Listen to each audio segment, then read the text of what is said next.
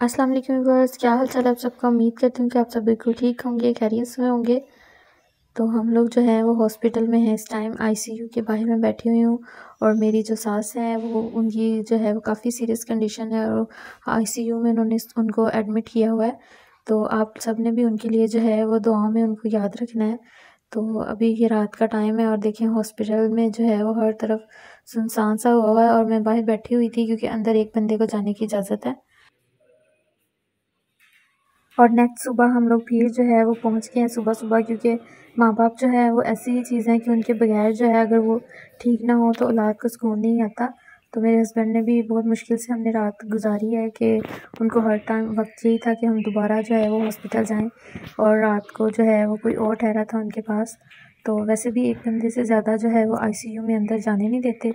तो अभी भी हम लोग जो है वो मिल के बस अब वापस जा रहे हैं। तो मैंने कहा साथ थोड़ा सा आप लोग को हॉस्पिटल का भी विज़िट करवाऊँ। देखिए काफ़ी सफाई का भी ख्याल रखा गया है और ग्रीनरी वगैरह भी जो है उन्होंने लगाई हुई है।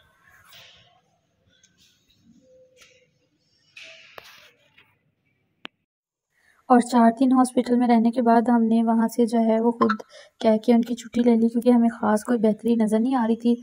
तो हमने सिलेंडर वगैरह का जो है वो इंतज़ाम घर कर लिया।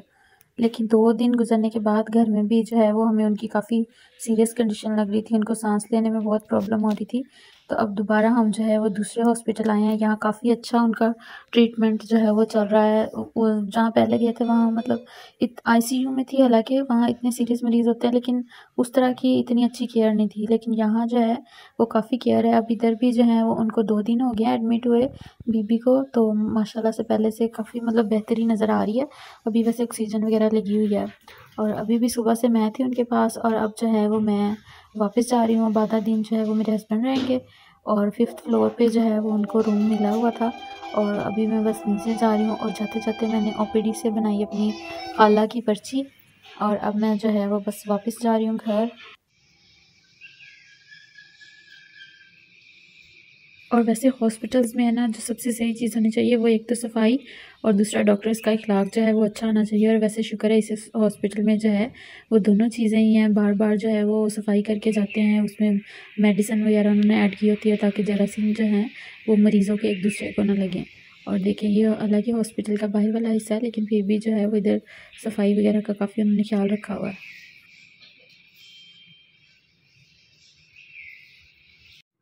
और मैं आ चुकी हूँ हॉस्पिटल से बाहर और देखिए अभी सुबह तकरीबन 8-9 बजे का टाइम है, क्योंकि सुबह 5 बजे से मैं आई हुई थी सहरी के, मतलब हम लोग सहरी करके और नमाज़ पढ़ के बस जो है वो आगे। और इधर जो है वो हमने आके अब 4-5 घंटे मैं रही हूँ और अब मैं वापस जा रही हूँ। तो अगर आप मेरे चैनल पर नए हैं तो जल्दी से मेरे चैनल को सब्सक्राइब कर लें और बेल आइकॉन का बटन आपने प्रेस करना बिल्कुल नहीं भूलना। और जहाँ हमारी ज़िंदगी में बहुत सी टेंशन्स होती हैं तो हमें उनको दूर करने के लिए थोड़ा सा अपना माइंड चेंज कर लेना चाहिए। तो आज मैं जो है वो आपको गाड़ी स्टार्ट करने सिखाती हूँ, अगर आप बिल्कुल बिगिनर्स हैं। तो सबसे पहले जो काम आपने करना है ना, अपने जो साइड मिरर्स हैं ना, शीशे जो हैं आपके, उनको अपने मुताबिक सेट करना है कि आपको जो पीछे से है ना वो रोड क्लियर नज़र आए, ताकि जो है पीछे से आने वाली ट्रैफिक का हमें पता हो और उसके मुताबिक हम लोग जो है वो अगर गाड़ी को मूव करना हो तो करें। क्योंकि इस तरह अगर अचानक से कोई चीज़ पीछे से आ जाए और हम अपनी गाड़ी को साइड से करें तो वो लग सकते हैं। ख़ास तौर पे आजकल जो मोटरसाइकिल्स वालों ने मचाई हुई है ना तबाही, उसके लिए तो मिरर्स का जो है वो सेट होना बहुत ज़रूरी है। और गाड़ी कर लिया मैंने स्टार्ट। और जो है मेरी गाड़ी क्योंकि ऑटोमेटिक है तो मुझे इसके क्लच वगैरह प्रेस करने की कोई वो नहीं है ज़रूरत। तो जो आपका गियर है उसको आपने करना है डी पर और हैंड ब्रेक कर लेनी है नीचे। और ये जो सामने डैशबोर्ड पे आपको रेड सा निशान नज़र आ रहा है, ये सीट बेल्ट का है। तो आपने सीट बेल्ट ज़रूर लगा लेनी है, वरना ये ऑटोमेटिक गाड़ी ने जो है वो टू टू करके आपका सर खा लेना है और आपको फिर जो है गाड़ी रोक के लगानी ही पड़ेगी इसकी शोर से जान छुड़ाने के लिए।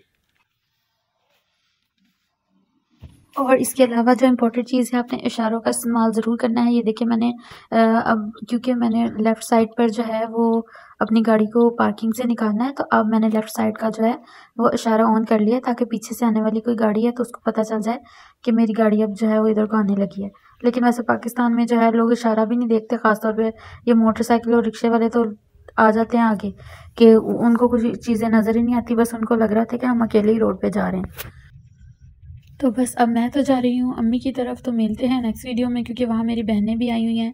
तो कुछ टाइम मेरा हॉस्पिटल में गुजर जाता है, लेकिन क्योंकि बहनों का टाइम भी जो है वो एक लिमिटेड टाइम के लिए वो आई हैं और उन्होंने फिर चले ही जाना है, इंतज़ार नहीं कर सकते। तो फिर जो टाइम मैंने घर रेस्ट करने के लिए जाना होता है, तो मैं कोशिश करती हूँ कि चलो मैं अम्मी की तरफ चली जाऊँ और थोड़ा सा टाइम उनके साथ भी स्पेंड कर लूँ। तो मिलते हैं नेक्स्ट वीडियो में, दुआ में ज़रूर याद रखिएगा। ओके, अल्लाह हाफिज़।